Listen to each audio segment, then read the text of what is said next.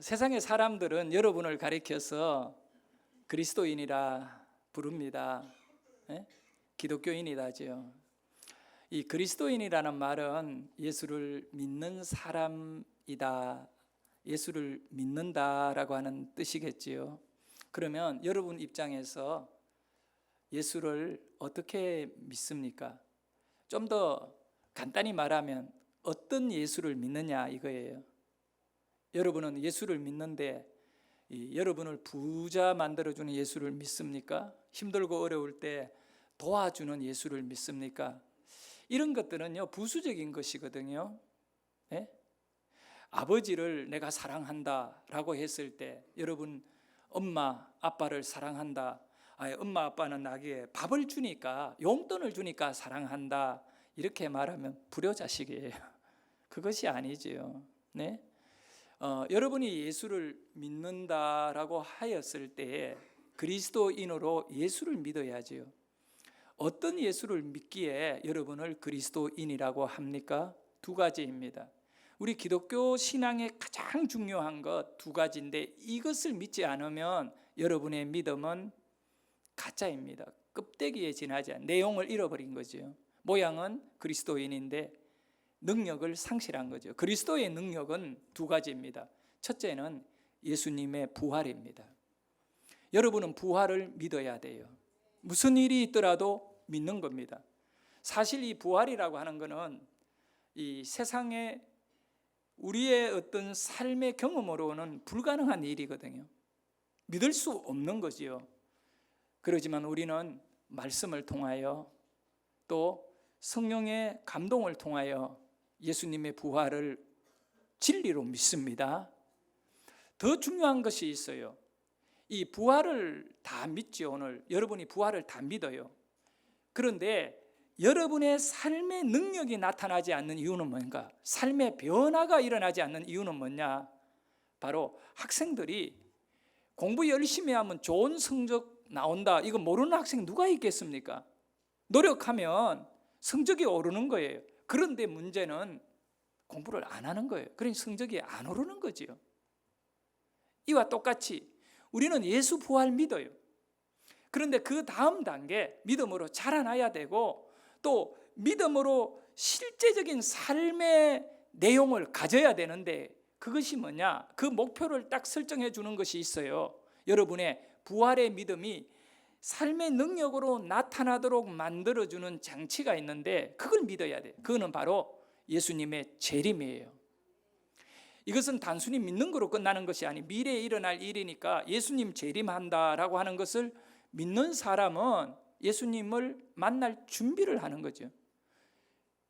모든 삶 속에서 여러분 초림의 예수, 육체를 입고 인간으로 오신 예수님은 우리의 죄를 용서하기 위하여 십자가에 죽으시는 예수예요. 그분에게 필요한 것이 부활이거든요. 그분이 하나님이시고 그분이 메시아이시고 그분은 기름 부음 받는 구원자이십니다. 그래서 예수는 그리스도, 기름 부음 받는 여러분의 유일한 구원자이십니다. 그는 우리는 부활의 주님으로 만나게 되는 겁니다. 제자들이 만났고요. 오늘 우리가 성령으로 그분을 만나게 되고 예수님 요한계시록에서 말씀 3장에서 말씀한 대로 내가 문 밖에서도 두드리노니 누구든지 내 음성을 듣고 우리는 성경을 통하여 주님의 음성을 듣고 마음의 문을 열었습니다. 주님이 부활하신 주님이 여러분 안에 들어가 계시는 겁니다. 여러분의 심령 안에 누가 계셔요? 예수님이 계십니다. 근데 문제는 부활의 주님을 믿는 우리에게 잃어버린 것이 있습니다. 일제강점기를 통하여 우리 조선 사람들은 말할 수 없는 고통을, 나라를 잃어버리고 고통을 당했습니다. 그때 복음이 이 한반도를 이렇게 확장하기 시작할 때 그때 선교사들이 우리에게 준 소망은 예수 재림이었어요. 네?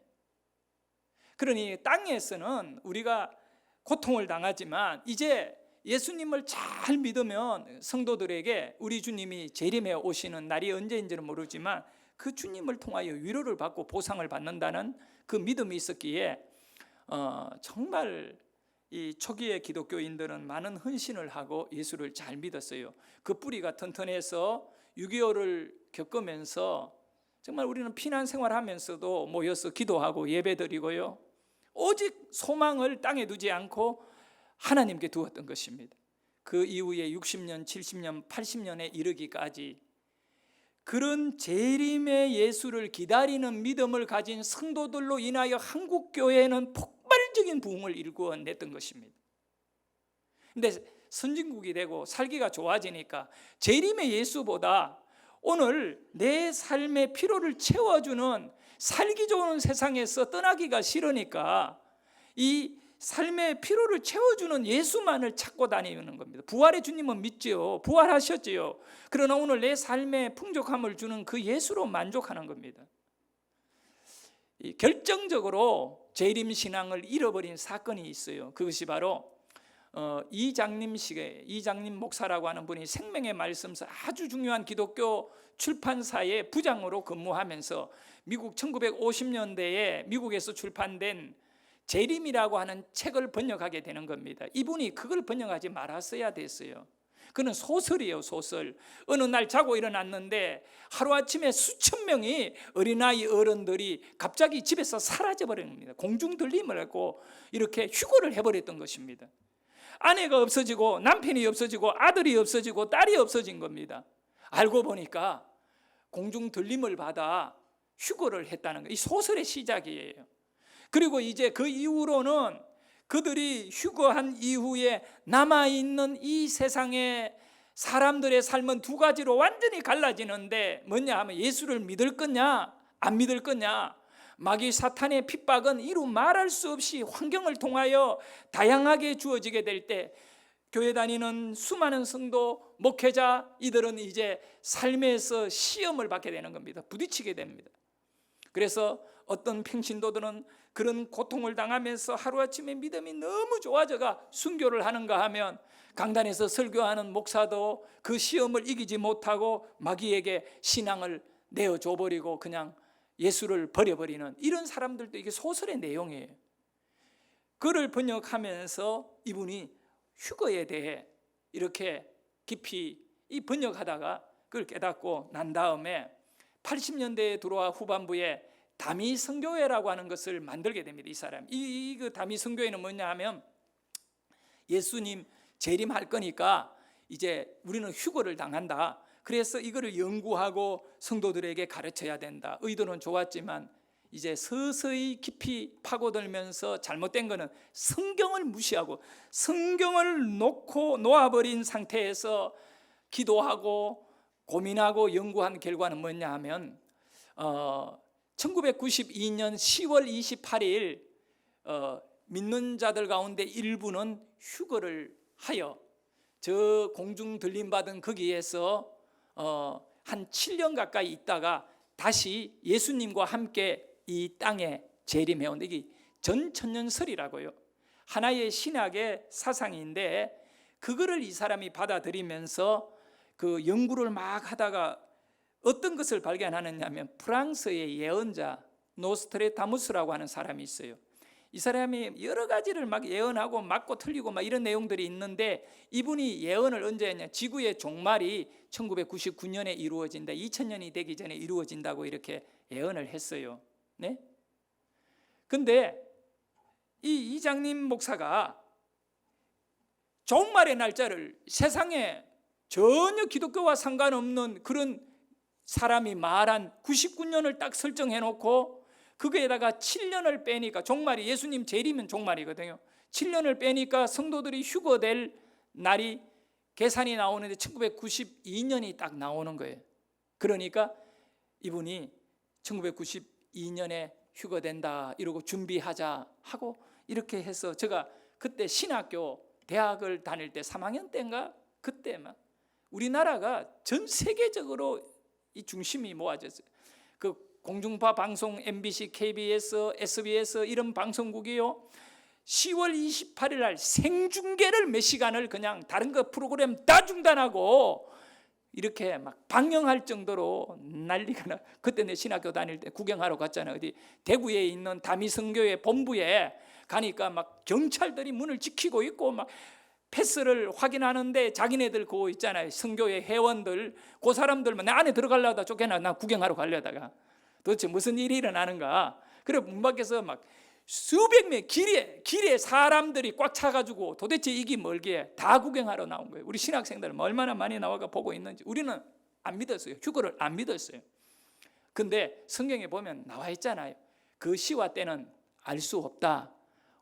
오직 하나님만 안다. 할렐루야. 근데 어떻게 이장님 씨가 압니까? 그게 하나님입니까 자기가? 그런 식으로 종말은 오지 않고 휴거는 이루어지지 않아요. 그때 미국의 뭐 CNN, 폭스뉴스 특파원들을 막 수십 명을 한국에 보내어가지고 아니 전 세계 생중계 방영을 했는데 결국은 아무 일이 일어나지 않아요. 어떤 면에서 불신자 세계 예수 믿지 않는 사람들이 이 사건으로 인하여 기독교는 휴거를 기다리구나, 예수 재림이 있구나, 이거를 알게는 되었지만 그것이 무슨 의미가 있겠습니까? 오히려 이 교회 안에 있는 성도들이 아무리 목회자들이 담임 선교에 거기에 가지 말라고 해도 성도들이요 자꾸 빠져나가는 겁니다. 그러니까 전국에 수십만 명이 담임 선교회 회원이었다는 사실을 통하여 얼마나 사람들이 그 믿음이 약한지요. 그래서 결과는 뭐냐? 그러면 우리의 믿음이 더 좋아졌느냐? 전혀 사회적으로 성도들이 휴거 같은 거는 우리에게는 먼 얘기고 재림 같은 거는 지금 논하면 안 되구나 하고 모든 설교자들이 재림과 휴거 자체를 재림 전에 휴거 이거를 그냥 닫아버린 겁니다. 그래서 한국교회 성도들이 거의 예수 재림에 대한 설교를 이 1992년 이후에 안 하고 있습니다. 그리고 문제가 심각한 겁니다. 이제 교회는 예수 재림을 강조하지 않는 예수님이 오실, 그러니 부활이 왜 필요하냐 하면 재림주가 있기 때문에 부활이 필요한 거예요. 부활이 없는 재림은 있을 수가 없잖아요. 가장 중요한 것은 예수님이 재림해 오시는 겁니다. 이 재림은 뭐냐? 심판주로 오십니다. 할렐루야. 초림의 예수는 십자가에 죽으시고 구원주로 우리에게 부활하셔서 부활의 첫 열매가 되시고 아담 한 사람으로 인하여 모든 인간들이 죄로 죽었는데 예수님 한 사람으로 인하여 십자가의 죽음으로 모든 사람이 예수와 함께 부활하였느니라. 우리는 부활을 믿어. 그러면 그 예수의 부활이 오늘 우리에게 어떤 의미가 있느냐? 그가 하나님 우편에 앉아 계시다가 저리로서부터 이곳에 심판주로 오시느니라. 우리는 그 예수를 기다리는 것입니다.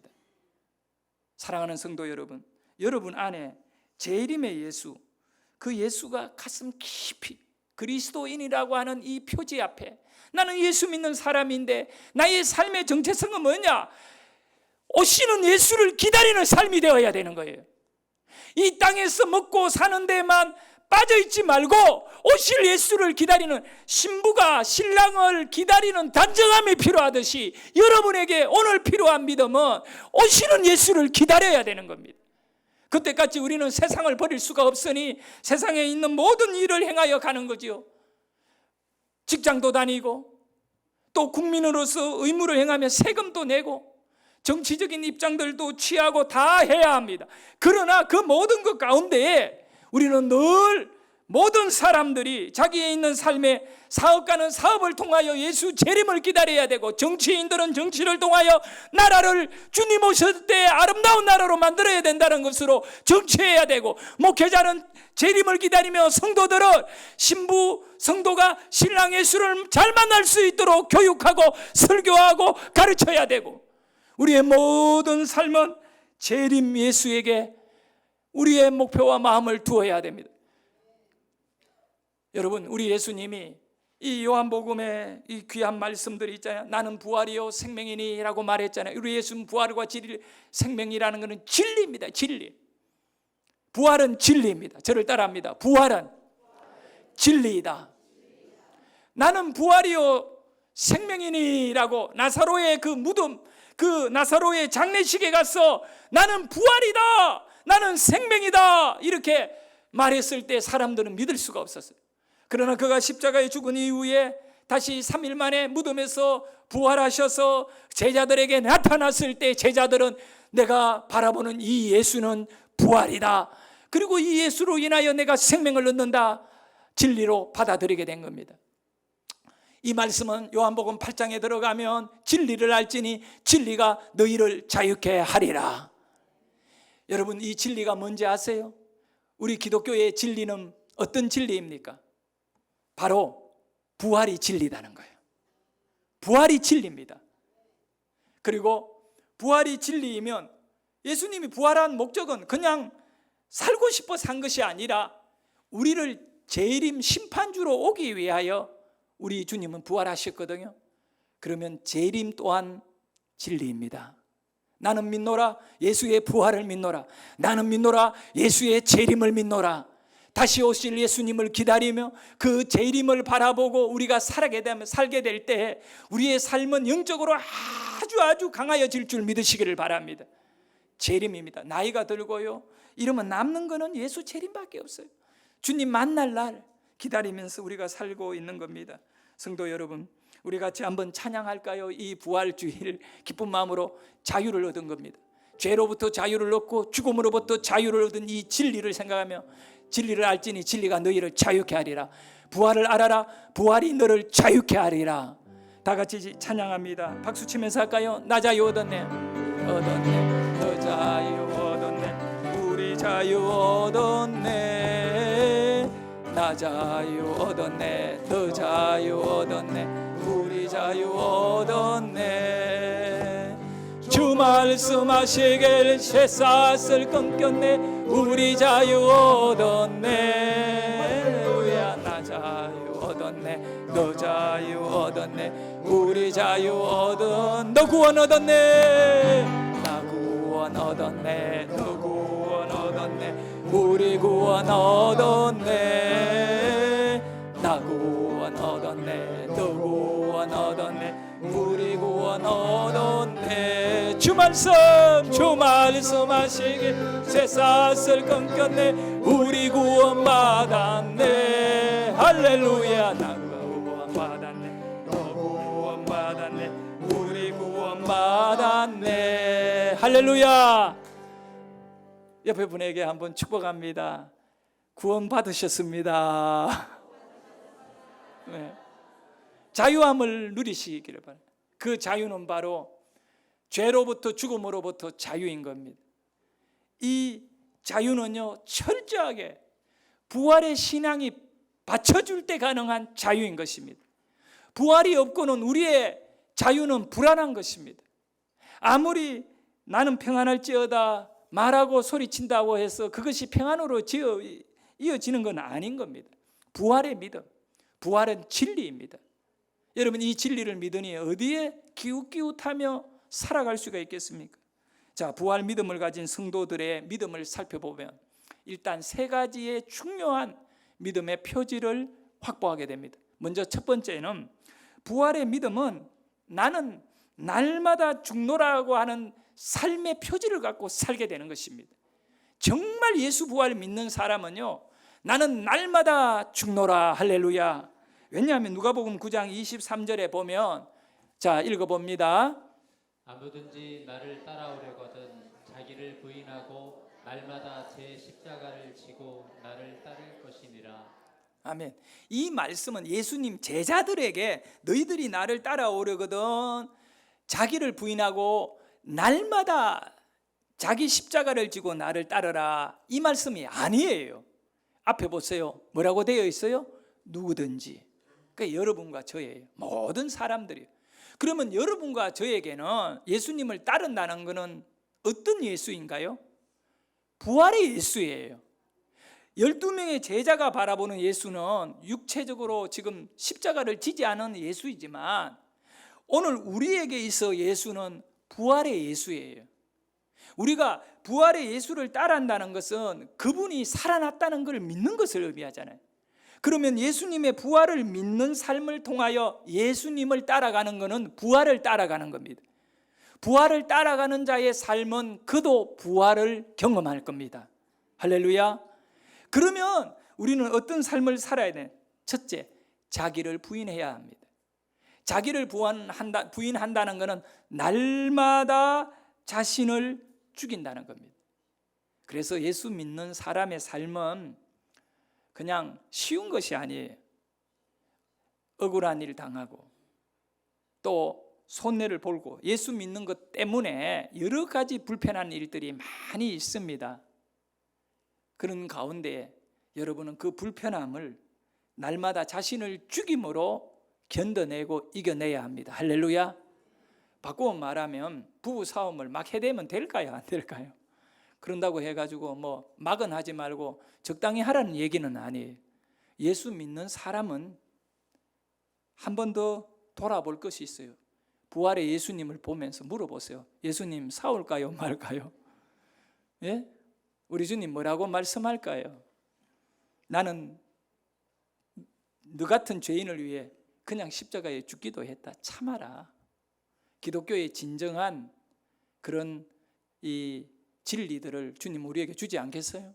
용서하고 참고 인내하고 원수를 사랑하고 이것이 바로 날마다 죽는 것입니다.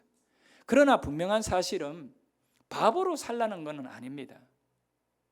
여러분들께서 정말 십자가를 사랑한다면 그 사랑의 능력이 여러분의 삶을 지배하는 은혜가 있기를 축원합니다. 날마다 나는 죽노라. 날마다 나는 죽노라. 이것이 바로 부활 믿음을 가진 사람의 삶이라고 믿습니다. 한번 옆에 물어보세요. 어제 죽었어요? 오늘 또 죽을래요? 죽읍시다. 옆에 분에게 이야기합시다. 죽읍시다. 딱 목회, 교회가 잘 되는 것은 목사가 죽으면 잘 되고, 나라가 잘 되는 것은 대통령이 죽으면 잘 되고, 가정이 잘 되는 것은 가정의 대빵이 죽으면 잘 되면. 웬 대빵이라면 때로는 집안에 보면 여자가 대빵들이 많아요. 그 대빵이 죽으면 나머지가 다 살게 돼요. 우리 집에는 우리 아버님이 안 죽으니까, 아버님이 독재하고 술만 먹고 막 이래버리니까 우리 가족 전체가 그 독재 속에, 술 속에 그냥 파묻힌 겁니다. 안 되는 거예요, 집안이. 여러분 어때요? 여러분이 죽으면 됩니다. 근데 그 밑에 가족은요, 뭐 안 죽고 싶어도 그냥 죽어요. 억압하고 눌러버리면 그냥 죽잖아요. 그거 말고 살아있는 실체가 죽어야 된다는. 그 옆에 분에게 당신만 죽으면 다 됩니다. 이거 진짜 중요한 말이에요. 당신만 죽으면 다 됩니다. 죽기 싫은가 봐. 전부 다 말 안 하는 서로. 당신만 죽으면 다 되는 거예요. 예. 이미 죽었대요. 이미 죽으셨어요. 그 말 하시는 분은 진짜 살아있는 거예요. 자, 잘 죽으시기를 바랍니다. 자, 두 번째는 예수 부활을 믿는 믿음이라는 것은 뭐냐 하면 마귀와 싸워 이기는 능력을 가졌음을 믿어야 됩니다. 누구와 싸워? 마귀와 싸워가지고. 자, 고린도전서 15장 12절을 한번 읽어볼까요? 읽으세요. 그리스도께서 죽은 자 가운데서 다시 살아나셨다 전파되었거늘 너희 중에서 어떤 사람들은 어찌하여 죽은 자 가운데서 부활이 없다 하느냐. 자, 여러분, 바울이 이렇게 얘기해요. 예수님은 죽었다가 분명히 살아나셨는데도 뻔한 사실과 진리 앞에 어떤 사람들은 부활이 어디 있느냐라고 말한다는 거예요. 이거는 마귀의 역사이거든요.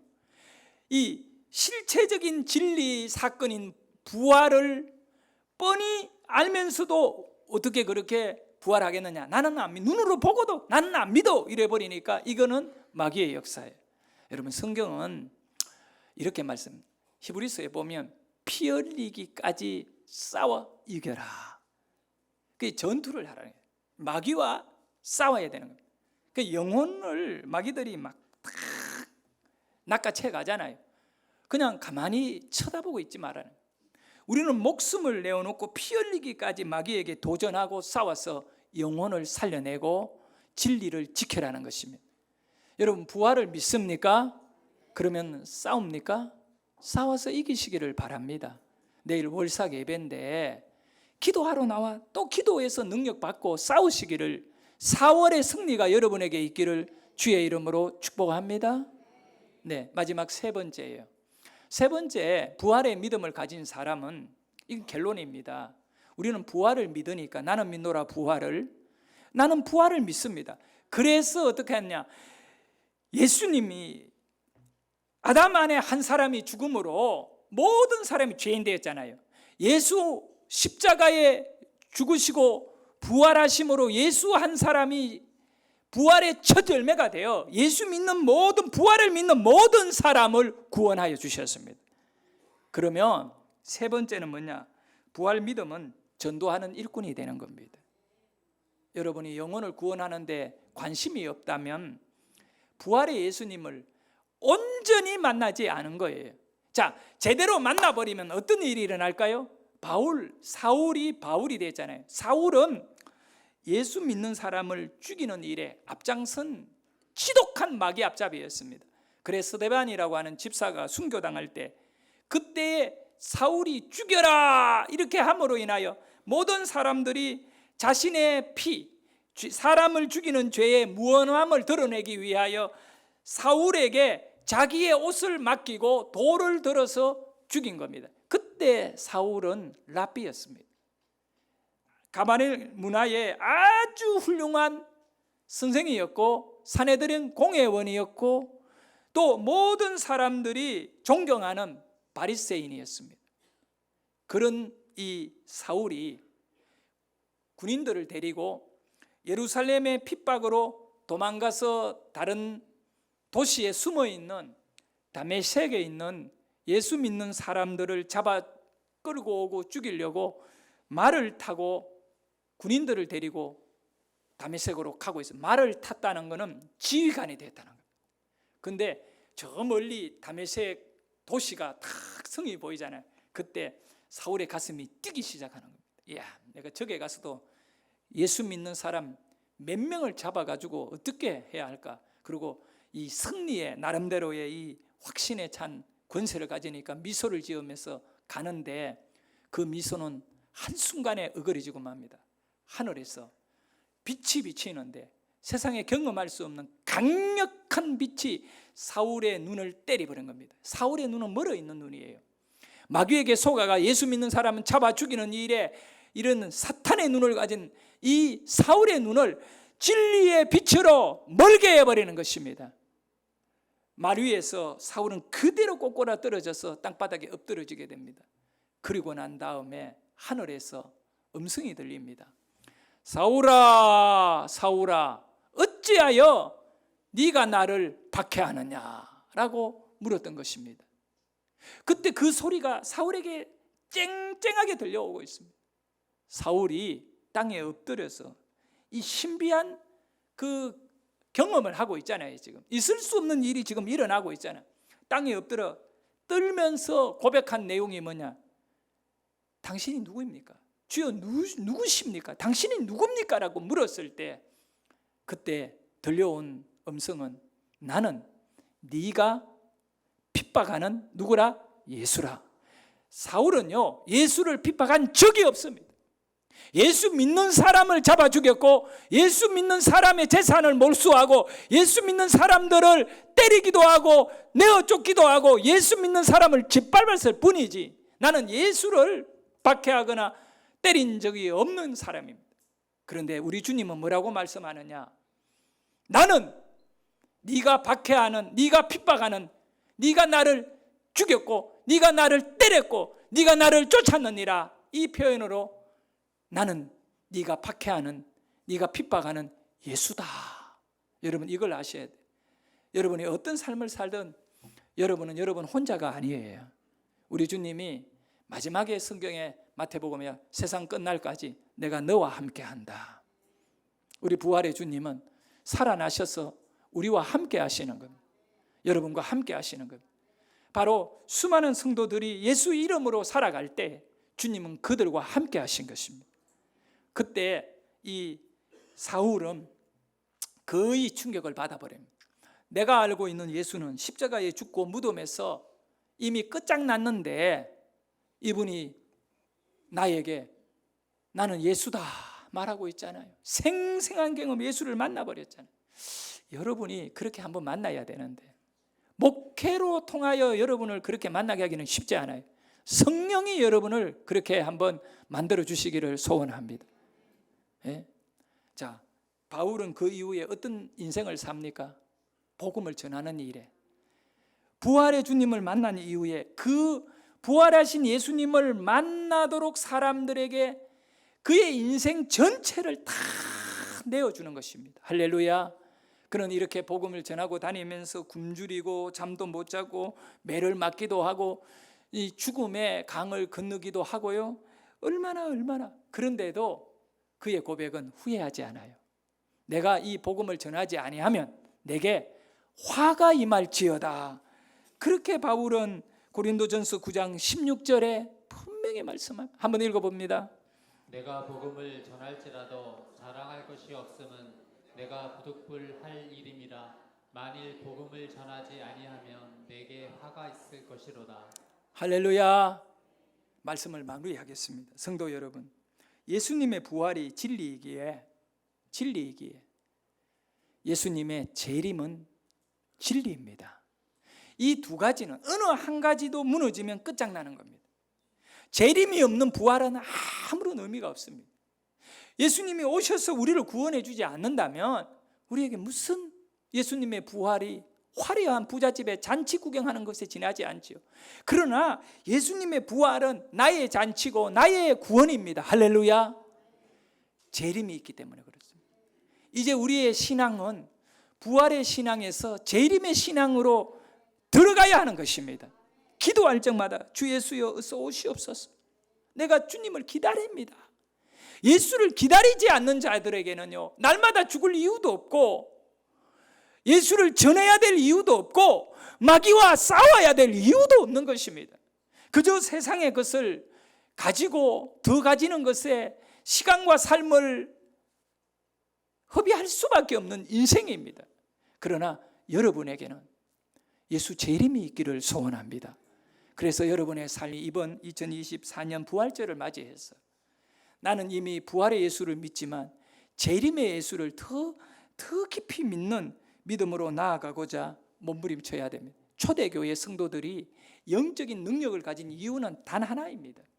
초대교회는요, 기적이 막 날마다 일어났습니다. 왜 그들의 믿음은 그런 믿음이었느냐? 초대교회 성도들의 신앙은 두 가지입니다. 오직 예수 부활했다. 예수 재림하신다. 여러분의 믿음이기를 축복합니다. 절망의 고통에 암 병실에 누워있는 환자도 부활과 재림을 믿으면 넉넉히 이김이 있을 줄 믿습니다. 요한계시록 오늘 우리가 읽었던 마지막 내용은 20절에 예수님 재림입니다. 크게 한번 읽어봅니다. 시작. 내가 진실로 속히 오리라 하시거늘 아멘. 주 예수여 오시옵소서. 네, 성경의 마무리 마지막 결론은요, 마라나타입니다. 마라나타. 마라탕이 요즘 유명인데 나는 매워서 못 먹어요. 여자들은 막 마라탕을 막 너무 좋아해요. 예? 마라탕이 아니라 오늘 우리가 관심 가져야 될 것은 마라나타입니다. 이 마라나타의 말의 의미는 주 예수여 오시옵소서. 오시옵소서는 부활의 신앙입니다. 살아계신 예수님 나에게 오시는 겁니다. 오셔서 도와주실 겁니다. 하는 일 가운데 승리케 하실 것이고 여러분의 믿음을 승리케 하실 것입니다. 이거는 여러분의 힘으로 안 돼요. 오직 성령에 충만하셔야만이 되는 겁니다. 우리 이 시간에 기도합니다.